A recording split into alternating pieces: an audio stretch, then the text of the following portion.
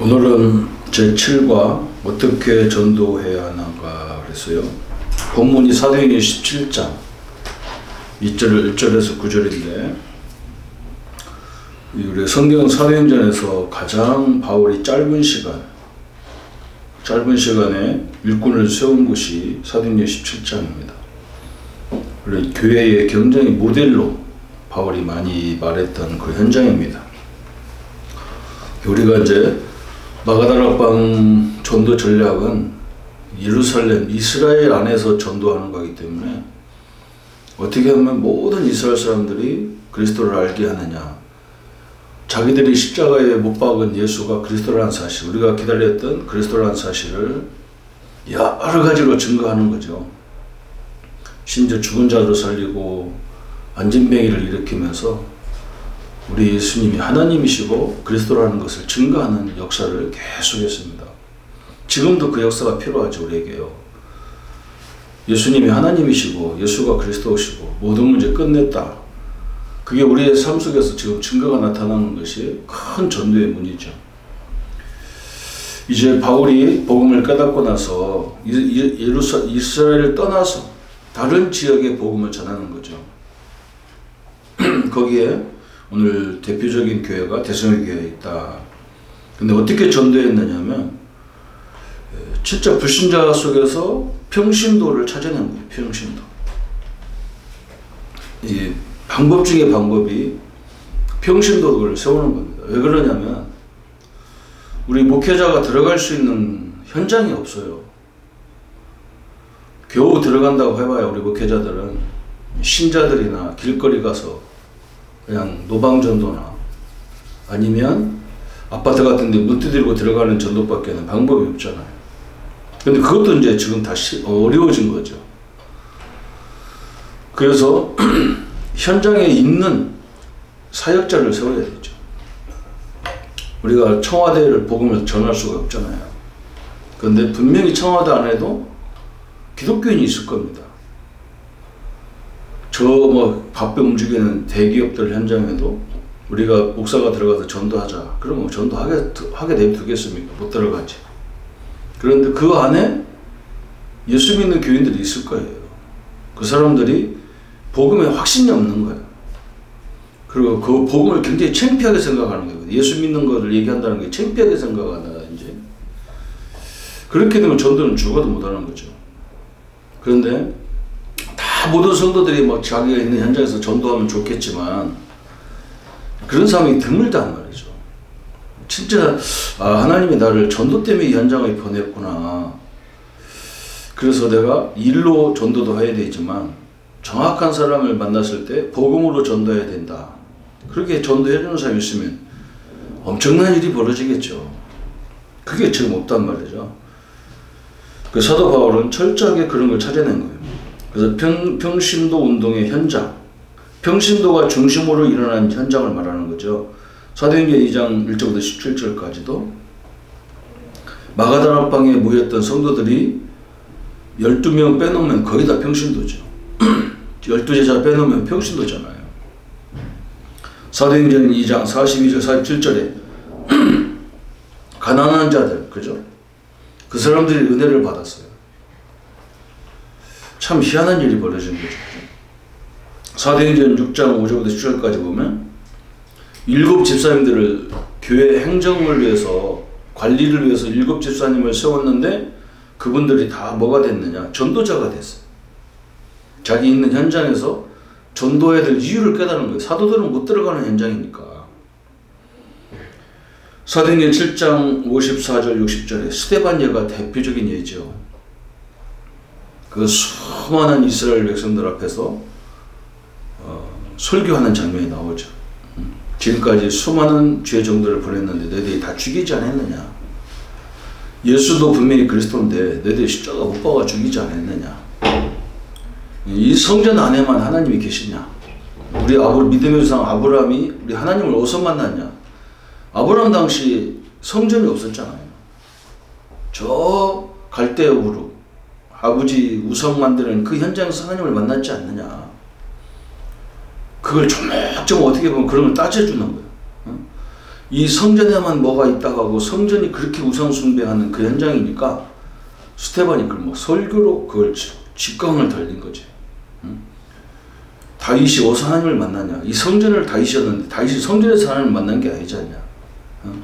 저 아버지 속히는 데서 목장에서 하나님을 만나자.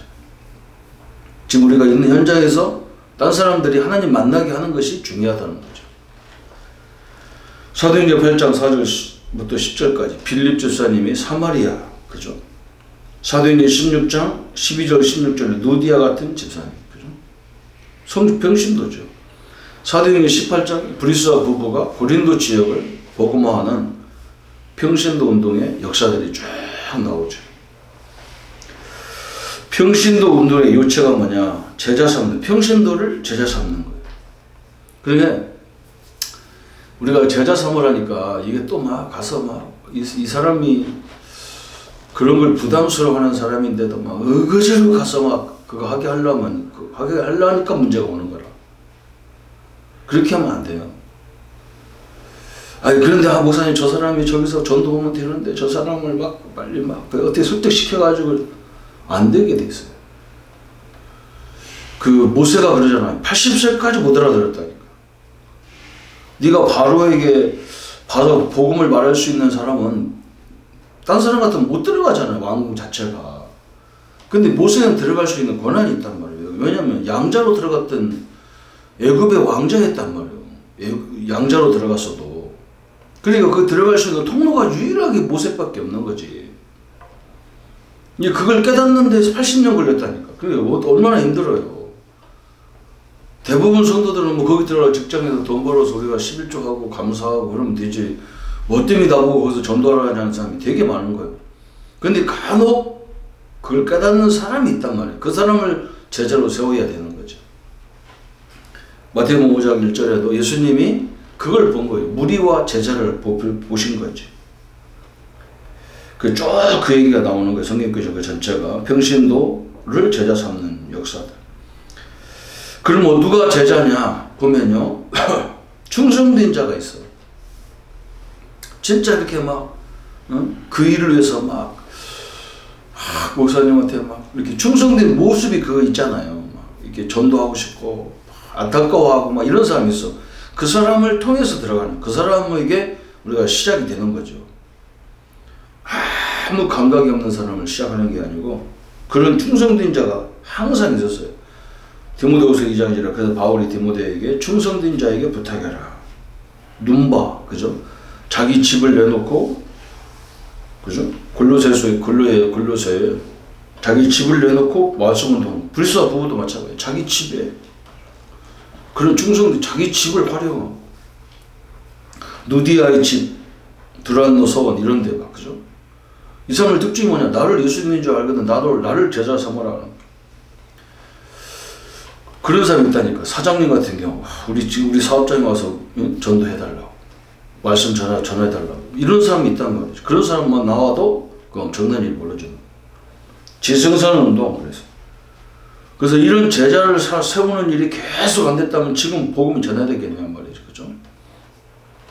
우리가 결혼도 똑같은 얘기잖아요. 하나님이 결혼도 전도를 위해서 이걸 설명하는 거예요. 사실 우리 조씨 가문이 계속 아들을 낳아가지고 그 대를 이었기 때문에 지금 내가 있는 거잖아요. 그런 대가 없으면요, 지금 우리 조씨라는 것은 없어지는 거예요. 그와 마찬가지로 이 복음을 깨달은 사람을 또 찾아내고 또 찾아내고 또 찾아내는 것이 이 하나님이 가장 기뻐하는, 재생산하는 것이 하나님이 가장 기뻐하는 거예요. 저 오순절에서 로마로, 네르에서 콘사 대제까지 엄청 250년 동안 제자를 세웠기 때문에 로마가 복음화되고, 루터 운동, 칼빈 운동, 웨슬로 운동, 모디 운동, 웰즈 운동, 이렇게 복음이 쭉 내려오는 거예요. 이제 선교단체들이 막 쭉 일어나고, 이제 그걸 가지고 이제 교회가 일어난 거예요. 교회가. 이게 다락방까지 이루어진 거죠. 그럼 평신도 운동의 결과가 뭐냐? 민족복음화, 지역복음화, 개혁운동이 일어난다. 이 말이 무슨 말이냐면, 목사가 전도하면 대부분 이 사람들이 뭐라고 하냐면, 저 목사님 교단이 어디입니까? 교단 얘기하죠. 평신도들은 자기들끼리 할 때는요, 교단 따지지 않아요. 그 특징이란 말이에요. 그래서 평신도가 일어나야 민족복음화가 일어나는 거죠. 목사는 어떻게든지 우리 목회자들은 전도해서 우리 교회 부흥시켜서 우리 기관 부흥시켜서 내가 좀 편하게 살겠다 이런 중심으로 전도하기 때문에 민족복음화라는 게 잘 개념이 안 되는 거예요. 지금 우리 교단도 마찬가지잖아요. 큰 교회들이 자기네 지휘교회를 세워서 거기 있는 교인들 다 자기네 교회를 끌고 가니까 작은 교회들 다 죽어버리는 거예요. 그러니까 그런 큰 교회 역할이 뭐냐, 진짜 전도하는 지교회를 만들어서 전도해가지고 가까운 교회 자꾸 보내줘야 한다는 거예요. CCC가 경쟁이 처음에는 욕을 먹었다가 나중에는 CCC 김종호 목사님이나 그 단체를 모든 교회가 인정하는 이유가 뭐냐면 교회를 안 세웠어. 그 사람들은 주일날 다 가까운 교회 가라는 거라. 그 교회 가서 섬기라는 거야. 이 말씀 붙잡고 가서 말씀 운동하라는 거예요. 얼마나 좋은 전략이었냐, 그죠? 그러니까 막 전체가 다 일어나는 거예요. 학교 전체가. 그래야 지역 복음화도 되고 그래야 개혁도 일어나는 거죠. 평신도 사역자의 자격 그랬어요.